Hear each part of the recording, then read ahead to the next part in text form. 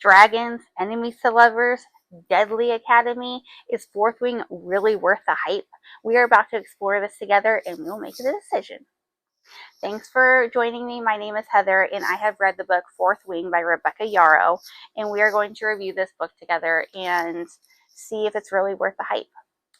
So to begin with, Violet Sorrengail, she is the main female character of the book. She is the daughter of Commander Sorrengail. She has two older siblings, one Mira and one Brennan. Brennan has already passed away at this point, and Mira and her mother are arguing because they don't want Violet to be a writer. And I will explain later on what a writer is. So she wants Violet to be a writer, to ride dragons, which is like the main premise of the story. And the biggest part of that is that it's so deadly to get into that quadrant and to stay until graduation. And so it's like very high stakes. So if you don't get a dragon, if you don't bond with a dragon, you die. This is how the quadrants work. So there's 4 quadrants. There's scribes, infantry, healers, and riders. And this is all in the Academy of Navarre. And Navarre is like a little state of this whole big piece of land that they have in this fantasy world, in this romantasy. So she is, from 6 months before the start of this story, Commander Sorrengail has told Violet, hey, you're not going to be a scribe like you've been training to do your whole life. You're going to go and be a writer in this quadrant. You have like a family legacy to uphold. We expect this of you. So she sends Violet into the writer quadrant, and she makes it past the parapet. She makes it through the gauntlet. She makes it through threshing. She bonds with 2 dragons, which are Tarn and Andara, and you will fall in love with those as well. And so she's like a really great character to have. Now there's also Xaden, who is the main male character. And this is the person that, you know, she's going to end up falling in love with, obviously, because he's the main male character. He is like the cliche, typical, dark, secretive, sexy main male character, and he is one of the rebellion child.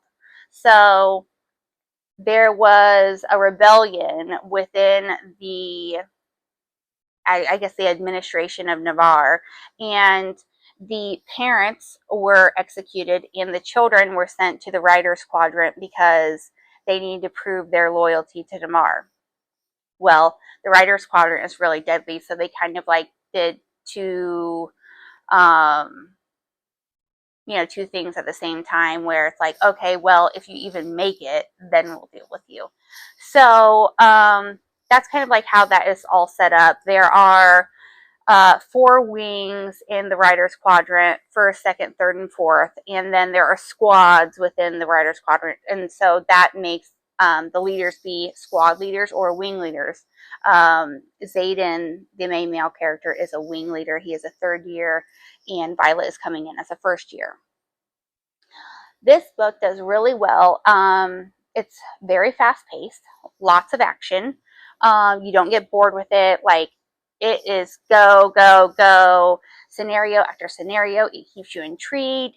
And the dragon aspect of it is beautiful because the dragons are as much of a character in the story as any other human, per se, that's in the story.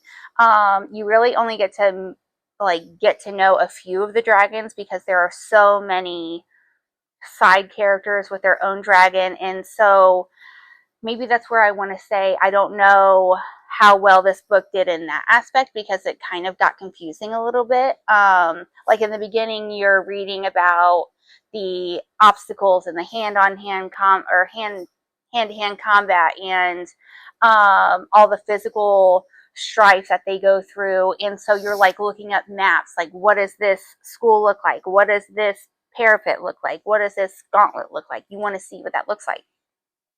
But then you get like a little bit further into the book and you're realizing, okay, well, this side character got teamed up with this dragon, and you kind of lose sight of that a little bit.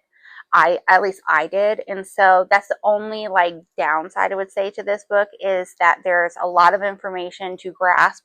And if you're a mom like I am, your memory isn't so great, and you're just trying to like pull it all together as much as you can.